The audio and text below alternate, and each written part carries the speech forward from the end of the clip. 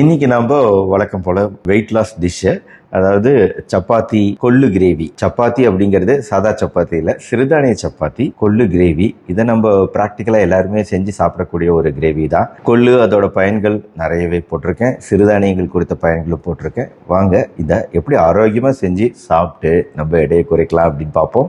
இந்த வீடியோவில் சிறுதானியங்கள் மாவு, அதாவது வரகு, குதிரைவாளி, சாமை, திணை, இது எல்லாமே கலந்து அரைச்ச மாவை வச்சுட்டு சாஃப்டாக ஒரு சப்பாத்தியும் அது கூடவே கொள்ளு வச்சுட்டு ஒரு கிரேவியும் எப்படி செய்கிறதுன்னு தான் பார்க்க போகிறோம். ரொம்ப ஒரு ஹெல்த்தியான ரெசிபி. இது செய்கிறதுக்கு ஒரு 1/4 கப் கொள்ளு எடுத்துகிட்டு ஒரு 2 to 3 முறை நல்லா வாஷ் பண்ணிக்கோங்க. வாஷ் பண்ணிவிட்டு ஒரு 8 மணி நேரம் ஊற வச்சு எடுத்துக்கோங்க. 8 மணி நேரம் ஊற வச்சு எடுத்துக்கோங்க அப்படிங்கிறது ரொம்ப முக்கியங்க. குறிப்பாக கொள்ளு செய்யும்போது நம்ம இதை நல்லா ஊற வைக்கிறது முக்கியம். அப்போ தான் சமைக்கிறதுக்கு மட்டும் இல்லாமல் அதோட சத்துக்களும் கரெக்டாக கிடைக்கிறதுக்கு நம்மளுக்கு சரியாக இருக்கும். ஏன்னா இது ஒரு பருப்பு வகை தானே. அது கூடவே 1 கப் சின்ன வெங்காயம், ஒரே ஒரு தக்காளி, வாசத்துக்கு கொஞ்சமாக புதினா, கொத்தமல்லி இலை, அது கூட ஒரே ஒரு பச்சை மிளகாய், இது எல்லாத்தையும் எடுத்துக்கிறோம். ஒரு குக்கரில் நம்ம ஊற வச்ச கொள்ளு அது தண்ணியோடையே அப்படியே போட்டுக்கிறோம். அது கூடவே கட் பண்ண ஒரு கை சின்ன வெங்காயம், ஒரே ஒரு தக்காளி பொடி பொடியாக கட் பண்ணது, புதினா இலை அதையும் கொஞ்சம் குட்டி குட்டியாக கட் பண்ணி போட்டுக்கோங்க, கொத்தமல்லி இலை. இந்த மாதிரி சின்ன சின்ன விஷயங்கள், புதினா, கொத்தமல்லி இதெல்லாம் சேர்த்துறது நல்ல ஆரோக்கியமான விஷயம். அதையும் போட்டுக்கோங்க. அது கூடவே ஒரு பச்சை மிளகாய், வாசத்துக்கு கொஞ்சம் கருவேப்பிலை போட்டுட்டு, இது கூடவே சாம்பார் மிளகாத்தூள் அது ஒரு 2 டேபிள் ஸ்பூன் போட்டுக்கோங்க. போட்டுட்டு இது கூட தேவையான அளவு தண்ணி, ஒரு 1.5 கப் அளவு தண்ணி ஊற்றிக்கோங்க. தண்ணி அதிகமாக இருந்தாலும் நம்ம எடுத்துக்கலாம், கொஞ்சம் தாராளமாகவே தண்ணி ஊற்றி நல்லா வேக விட்டுடுங்க. அது கூட தேவையான அளவு உப்பு போட்டுக்கோங்க. பருப்பு நீங்கள் எது வேக வைக்கும் போதும் அது கூடவே ஒரு 2 ட்ராப் விளக்கெண்ணெய் ஊற்றிட்டிங்கன்னா சீக்கிரமாக வெந்துடும். இந்த மாதிரி சின்ன சின்ன டிப்பு தாங்க இவங்களோட ஸ்பெஷல். அந்த விளக்கெண்ணெய் ஒரு ட்ராப்புங்கிறது பெரிய விஷயம் கிடையாதுங்க. அதுக்கப்புறமா இது எல்லாத்தையும் நல்லா மிக்ஸ் பண்ணி விட்டுட்டு 4 விசில் 5 நிமிஷம் சிம்மில் வச்சுட்டு இறக்குனா நல்லா சாஃப்டாக குக் ஆகிடும். நல்லா ஏற்கனவே ஊறி இருக்கிறதுனால அதுக்குள்ளே நம்ம இங்கே மாவு பிசைஞ்சுக்குவோம். சாமை, வரகு, திணை, குதிரைவாளி அரிசி இது எல்லாமே கலந்து நீங்கள் அரைச்சி வச்சுக்கிட்டாலும் சரி, இல்லைன்னா கடையிலேயே மில்லட் ஃப்ளோர்னு நம்மளுக்கு ஈஸியாக கிடைக்குது, அது வேணாலும் 1 கப் எடுத்துக்கோங்க. அது கூடவே கோதுமை மாவு 1 கப் எடுத்துக்கோங்க. இதில் ஒரு 1/2 டீஸ்பூன் உப்பு போட்டுக்கோங்க. உப்பு போட்டுட்டு ஒரே ஒரு டீஸ்பூன் எண்ணெய் ஊற்றிட்டு முதல்ல இது எல்லாத்தையும், இந்த சிறுதானிய மிக்ஸ் ரெடி மிக்ஸ் கிடைக்கிறது அப்படிங்கிறது கொஞ்சம் இந்த சிறுதானியங்கள் எல்லாத்தையும் கலெக்ட் பண்ணி நம்ம செய்யறதுங்கிறது எல்லாருக்கும் சாத்தியப்படக்கூடியதாக இல்லை. அதனால தான் இந்த மாதிரி மாவாக வாங்கி வச்சு யூஸ் பண்ணுறது பெட்டராக இருக்குது. வேறு வழி கிடையாது நம்மளுக்கு. ஏன்னா இவங்க இருக்கிறது பெங்களூரில் நம்ம தனித்தனியாக போய் ஒவ்வொன்றையும் பார்த்து வாங்க முடியாது, கஷ்டம். இந்த எண்ணெய், உப்பு இது எல்லாமே மாவில் எல்லா இடத்துலையும் நல்லா மிக்ஸ் ஆகுற மாதிரி இந்த மாதிரி ஃபஸ்ட்டு பெசரி விட்டுக்கோங்க.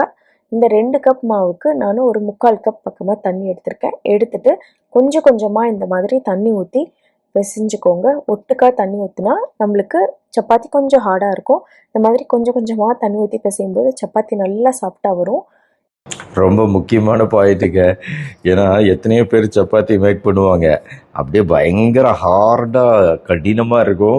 சப்பாத்தி வாயில் வச்சு கடிக்கவே முடியாதுங்கிற அளவுக்கு பல பேர் இந்த சப்பாத்தியில் பிரச்சனையை ஏற்படுத்துவாங்க இப்போ சப்பாத்தி செய்கிறேங்கிற பேரில்.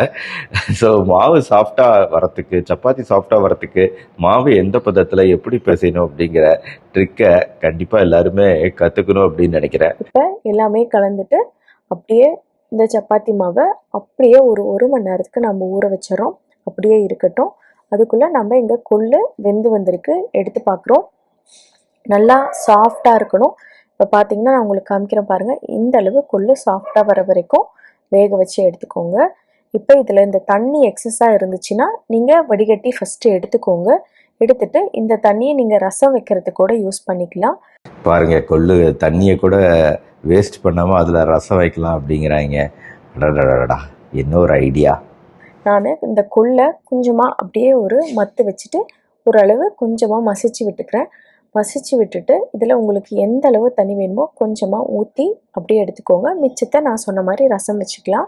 இப்போ இந்த கன்சிஸ்டன்சியில் வர மாதிரி எடுத்து வச்சுக்கோங்க. இதுக்கு தாளிக்கிறதுக்கு ஒரு பேனில் எண்ணெய் ஊற்றிட்டு கடுகு போட்டுக்கோங்க. கடுகு பொரிஞ்சதுக்கப்புறம் கருவேப்பிலை போட்டுட்டு ஒரு 1/2 டீஸ்பூன் பெருங்காயத்தூள் போட்டுட்டு இதை அப்படியே இதில் தாளித்து கொட்டிக்க போகிறோம். அவ்வளோதான். நம்மளுக்கு கொள்ளு கிரேவி ரெடி ஆகிடுச்சு. இது ஒரு ஹெல்த்தியான ரெசிபி.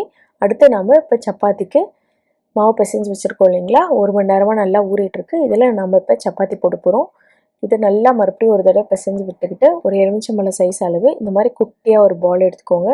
எடுத்துகிட்டு நல்லா உருண்டை பிடிச்சிட்டு, இந்த உருண்டை பிடிக்கிறதுல பூரிக்கு ஒரு சைஸில் பிடிக்கணும், சப்பாத்திக்கு ஒரு சைஸில் பிடிக்கணும்பாங்க. இதில் ஒரே பிரச்சனை வரும். நம்ம இப்போ ஹெல்ப் பண்ணிக்கிட்டு இருந்தேன், முன்னாடி கொஞ்சம் ஹெல்ப் பண்ணுவேன், இப்போலாம் பண்ணுறதே கிடையாது சமையலில்.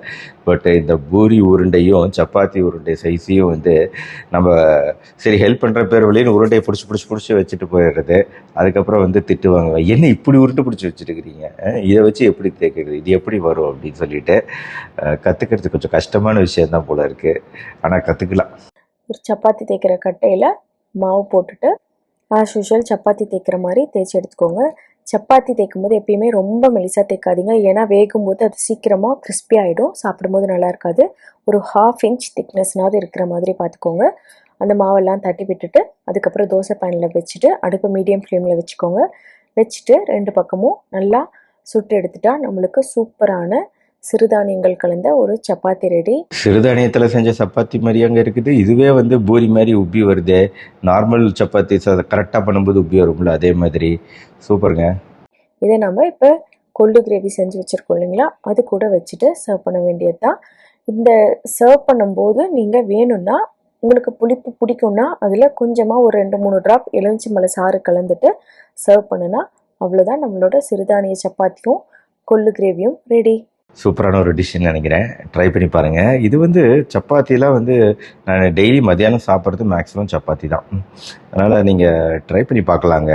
வெயிட் லாஸ் ட்ரை பண்ணுறவங்களாம் கண்டிப்பாக இது மாதிரி மத்தியான நேரத்தில் சப்பாத்திங்கிறது நம்மளுக்கு கணக்கு தெரியும். இது சாதங்கிறது கணக்கு தெரியாது, நிறைய எடுத்து சாப்பிட்ருவோம். அஃப்கோர்ஸ் சாதம் டப்பாவில் போட்டு சாப்பிட்டிங்கன்னா ஓகே, வீட்டில் சாப்பிட்றீங்க, வேறு இடத்துல சாப்பிட்றீங்க அப்படின்னா வந்து சில சமயம் கணக்குக்குள்ளே வராது. குழம்பு நல்லா இருந்துச்சா, ரசம் நல்லா இருந்துச்சுன்னா, தயிர் நல்லா இருந்துச்சுன்னா, அந்த எக்ஸ்ட்ரா பருக்கைகள் உள்ளே போகிறது வந்து கணக்கில் வராது. சப்பாத்தியில் அந்த பிரச்சனை இல்லை, பார்த்தீங்களா? எனிவே, இந்த டிஷ்ஷை செஞ்சு சாப்பிடுங்க. இந்த வீடியோ பிடிச்சிருச்சுன்னா லைக் பண்ணி உங்கள் ஃப்ரெண்ட்ஸ் ரிலேட்டிவ்ஸ்க்கு ஷேர் பண்ணுங்கள். நம்ம சேனல் தொடர்ந்து ஃபாலோ பண்ணுங்கள். மறுபடியும் நாளைக்கு பார்ப்போம். நன்றி, வணக்கம்.